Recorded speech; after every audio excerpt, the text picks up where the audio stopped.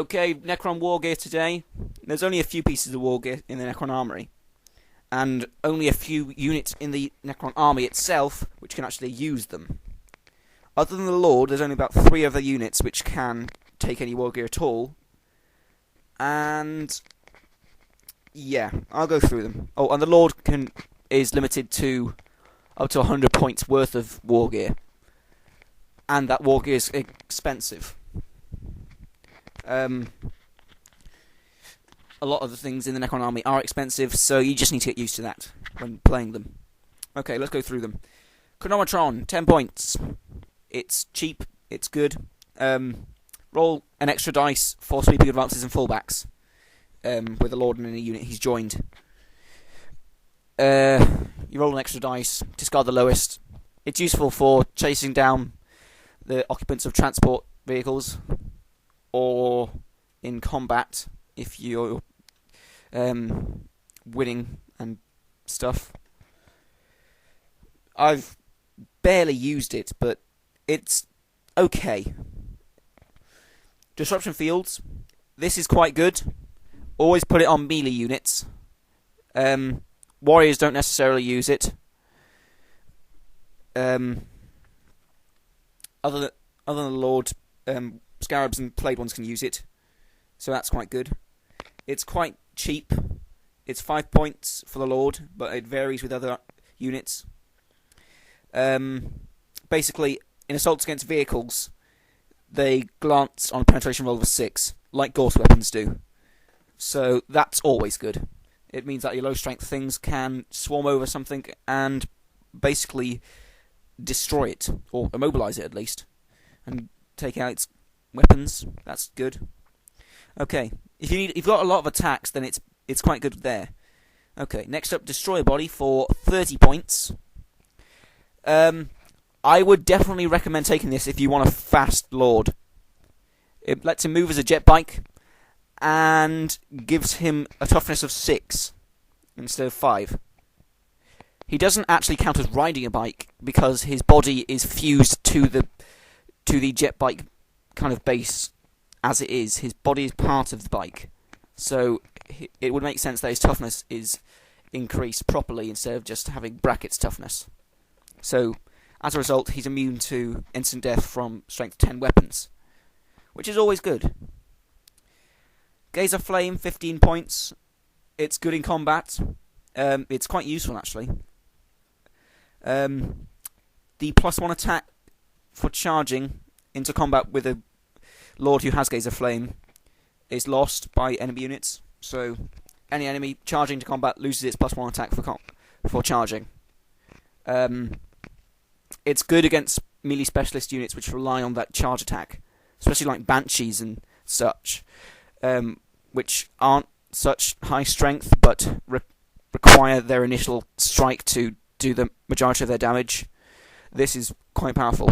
It also confers a -1 leadership penalty to anything in combat with the Lord. Well, in addition to any other modifiers, so you could have more than one Lord have this, and the modifiers would be cumulative. So that's quite good. Next up, Lightning Field, 25 points. It's a bit overpriced, I think. Powerful arcs of lightning, shoot from the Necron Lord in any unit he's joined, so that if a wound is inflicted on them in close combat, then a strength 3 hit with no AP is shot back at the attacker who inflicted that wound. And these are calculated after all other attacks are made. For strength 3 hits, it's not that good. Even if you save the wound, though, it's still struck back, so that's okay. But then for 25 points, I'd want it to have at least an AP of, I don't know, 5 or 4 or something. At least have an AP. At least have an AP, or be better strength. Right. Nightmare Shroud. 1 per army. We're getting into our first bits of limited Wargear here. 30 points. It's used in the shooting phase and may only be taken by 1 Lord because it's 1 per army. Instead of a firing attack.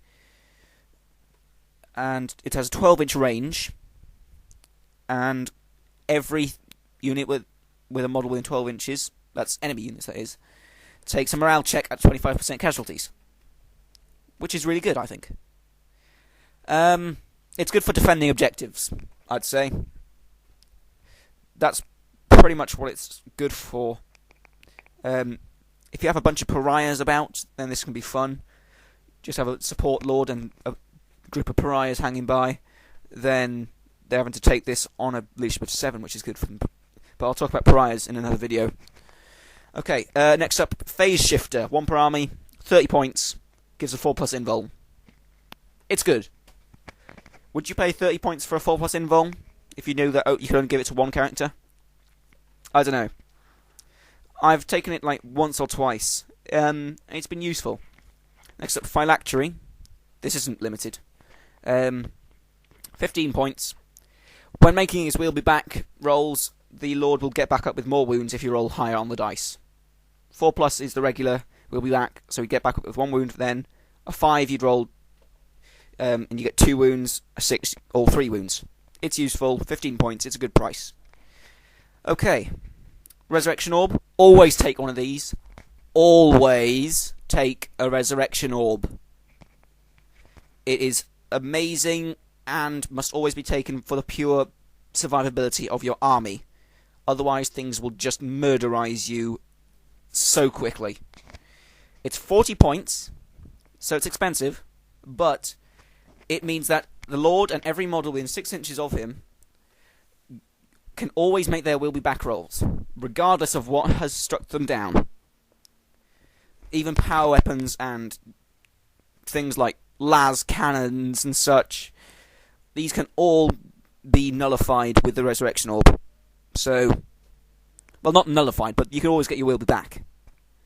Okay, so always take one on every Lord. Okay, yeah, that's enough of my ranting. Solar Pulse, I really don't like this. It's 1 use, 1 per army. You can only use it once per game. I'm not fond of things like that. It's 20 points, which I suppose is a good price, but I have never used it, ever, because I never play any night fighting rules, so it's pretty much useless. Basically, if night fighting rules are in effect, then you can use this, and they won't be for the Necron, that Necron turn you use it. Or anything that shoots at the Lord, or which is to target the Lord, and any he's joined, counts as having to use the night fighting rules, so they have to check their range and stuff. It's okay. I've never used it. It's only 1 use, so isn't that much point to it. Lastly, we have the Veil of Darkness, which is 60 points. And it lets the Lord, plus any unit within that he's within 6 inches of him, can basically just move about the field as per deep striking rules. So you can pretty much go anywhere. You're basically just hopping about, teleporting. Now, note that this isn't actually deep striking. It's called teleporting kind of thing. So you can still shoot and you can still assault. You're not deep striking from orbit, and so you're not shaking or anything. But you are teleporting about the field. So it makes sense why there's only 1 per army and it's 60 points. Okay. That's about all the Wargear. But then the Lord has something outside of Wargear which he can take, which is he can upgrade his Staff of Light to a War Scythe for plus 10 points.